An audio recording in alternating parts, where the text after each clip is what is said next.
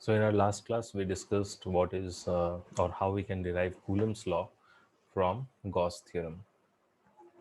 And while explaining Gauss theorem, I have already explained that why we are going to study that and what will be the best case of this Gauss theorem.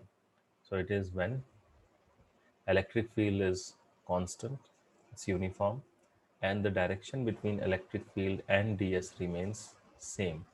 And most preferably, yeah, if it remains same, that means theta is constant, theta is not going to change, and even cos theta can be taken as a constant, and it will go outside and you'll have to integrate only the ds. So based on that, we have some applications of Gauss theorem. So let's check that application of or applications of Gauss theorem. So the most important application is, and the only application which we have to go through, is finding electric field intensity due to different charged um, conductors. So let's start with the first one. Here we are going to find electric field due to an infinitely long straight charged wire, due to a infinitely long straight charged wire. So this is what we are going to see now. Okay, now before moving forward, let us see what all steps we have to follow when we are applying this Gauss theorem to find electric field due to any conductor. So the first thing which you have to do is you have to imagine and identify, or before, even before that, what exactly you have to do in this case, right? So you will have a conductor of any shape or size, right? And due to that conductor which is carrying charge, or any material which is carrying some charge, so due to that conductor you will have to find the intensity of electric field at a point P, which is at some distance r, or its location will be given to you. Due to this, you will have to find the electric field at this point P due to this charged conductor, or even it can be even insulator or any other um, object. So you have to find the charge at this point, sorry, the electric field at this point P. What will be that equal to? That is what you have to find. So now let's see how to handle this situation and how to apply how this Gauss theorem helps us in finding that. Okay, so we'll study from with example itself, that is in case of an infinitely long straight charged wire. So let us say we have a straight charged wire like this, right? Okay, now coming to the step. So you know the point where you have to find the, you should know that this is the point. Let's say this is the point where you have to find the electric field, or it can be any other point also, but let's say this is the point where we have to find the electric field. Now if you have to do that, the first step you have to take is you identify the Gaussian surface. Now what is Gaussian surface? Now based on whatever we have discussed, right, I'm going to give you the features of Gaussian surface. And if you, by now, if you are comfortable with Gauss theorem, it should actually uh, the reason behind these features of Gaussian surface should be clear to you. First, this surface should pass through the chosen point. That is the first thing. That means the point where you have to find or calculate the electric field, that point should be on the surface.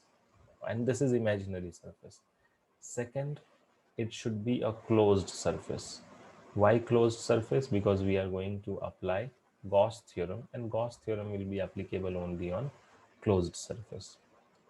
Now these are the must. The next point is something which is preferred, not a must. But if you do that, it will make your job easy. The third point is that you try to have constant magnitude of electric field on that surface, right? And both constant electric fields means the magnitude and the direction. Direction means what? Direction with ds, that is the area vector. So these two things should be constant. If you are able to do that, it will make your job easier. We already saw that. Okay, now let's apply this. Okay, so that is your identifying Gaussian surface. So let's study with the example itself. So here is the point where you have to find the electric field. So in order to do that, the first thing which you have to do is you have to consider a surface. Now what should be the shape of that surface? Can I have, let's take few wrong examples. Can I take a spherical surface? Can I take a spherical surface passing through this point? Let us see what will be the consequences. Obviously, electric field here, electric field here, electric field here, electric field here, here. In all these points, if you are finding electric field, it will be different. So it's not that it is wrong, but it won't be easy for us to continue with this, right? So now let's move to the next type of surface. So it has to be closed surface, it has to pass through this. So one surface which comes into my mind is a cylindrical surface like this.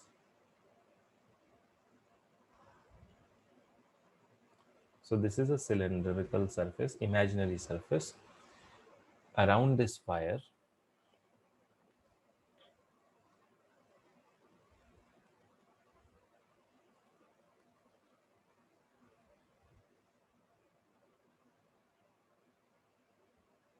so it is a cylindrical surface around this wire which is charged. Let's say that it is having some positive charge on it throughout its length, and it is of infinite length, right?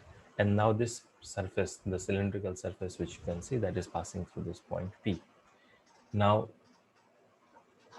so what all conditions are met?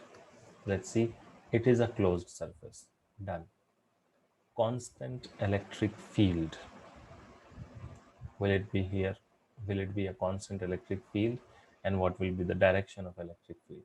It passes through the point, even that is done. So let's see the third point.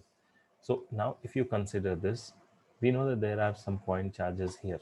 Let's consider a point charge here and point charge here on this end.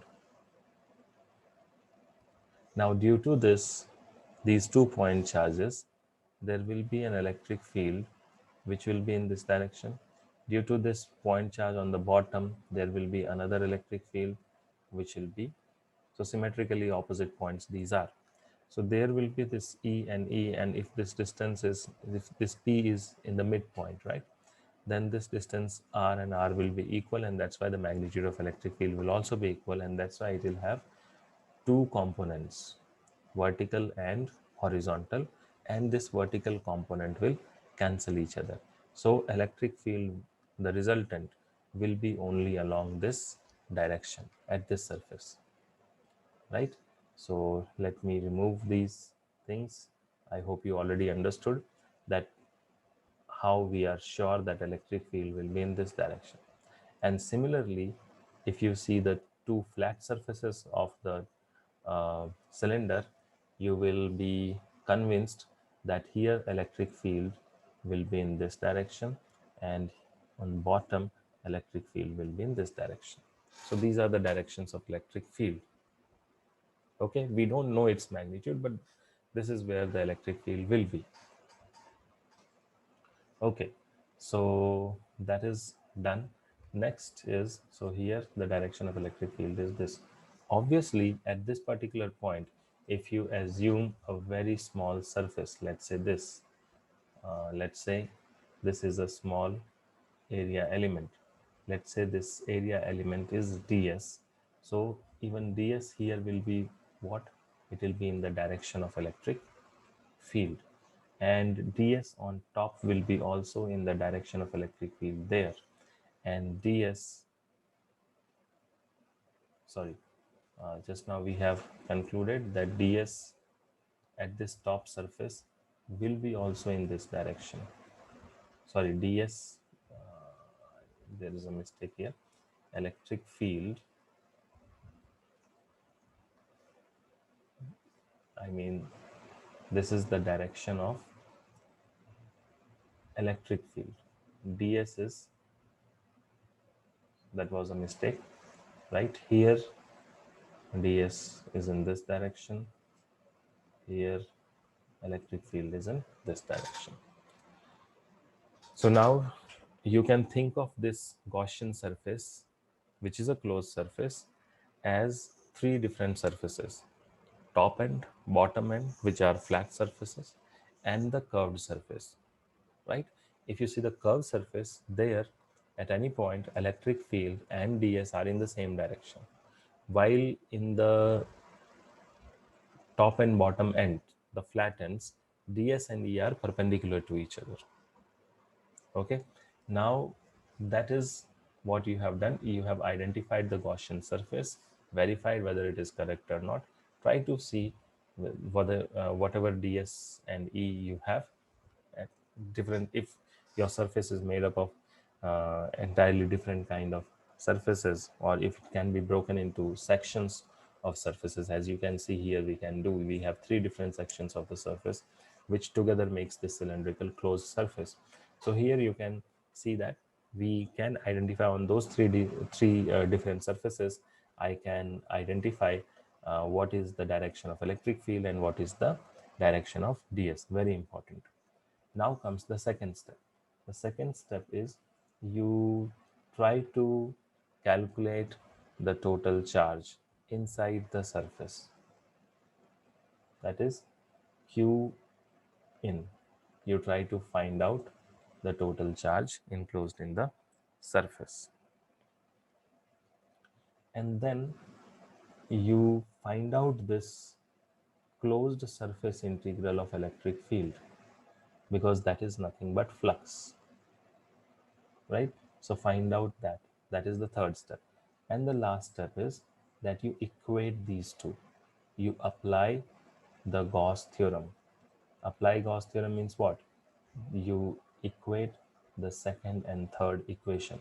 I mean, in second you will get charge, total charge enclosed. In third step you are finding the E dot ds, right? You solve this integration, and because we have tried our best to keep this electric field intensity fixed, so it will come out.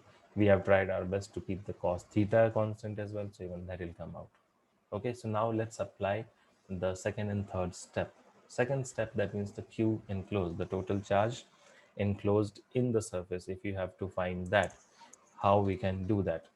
So let's say in this case, lambda is the total. Lambda is what? Lambda is the linear charge density. So because the charge is spread on a long wire, so that's why we are using linear charge density lambda. And if we have the length or the height of this uh, cylinder, then we know that q enclosed will be equal to lambda into L. So that is done. That is your second step. Coming to the next step. So what do we have to do next? Next we have to do the integration. That is integration of E ds for the closed surface, right? So this is what you have to find. So for this entire surface we have to do this. So as I said, this can be actually broken into three. You can divide it into three different sections. So let's do that. Let's say this surface uh, is surface A, this surface, the bottom is surface B, and the curved surface is surface C. So this entire integration, we will divide it into three parts. What will be that? That will be EDS or E dot ds across surface A plus E dot ds about surface B plus E dot ds integration about surface C. Now if you consider A and B, there you see that theta is equals to 90 degree. So if theta is equals to 90 degree, what does that mean? That simply means this is E ds cos 90 degree, and cos 90 degree is 0.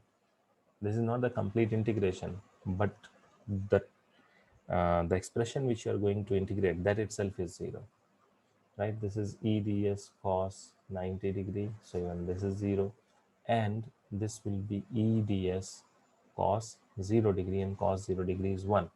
So this total integration simplifies to integration around the curved surface E ds cos 0 is 1.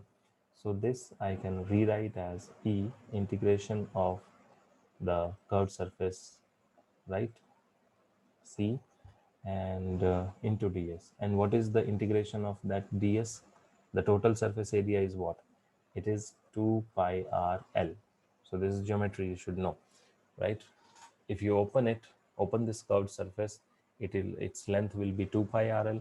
Sorry, its length will be 2 pi r, and its width is l. So that's why it is 2 pi r l. What is r? R is the distance between the point and the line. So if the line charge is this, the distance between this line charge, that is the perpendicular distance between the conductor and that point, is r. So done. That is the third step. In fourth step, what do you have to do? You have to equate this, or you have to apply the Gauss theorem. So apply the Gauss theorem. What does it say? This EDS, which is equals to E into 2 pi into R into L, this should be equal to total charge, that is lambda into L, divided by epsilon. Done. Now what do you have to find? You have to find E. So do that. What is E, or electric field, here? This L and L gets cancelled, and you have lambda divided by 2 pi r epsilon naught. This is the electric field due to a long straight charged wire at a point P, which is at a distance r from the wire. That is lambda divided by 2 pi r into epsilon naught.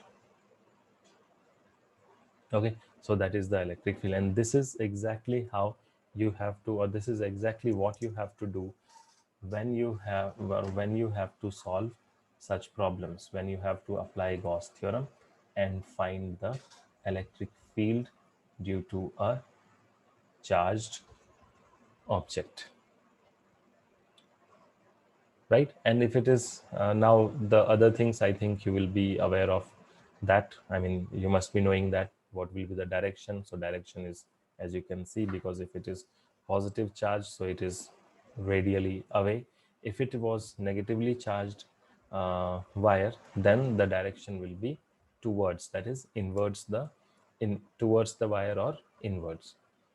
Okay, so that is about a long straight charged wire and electric field due to that.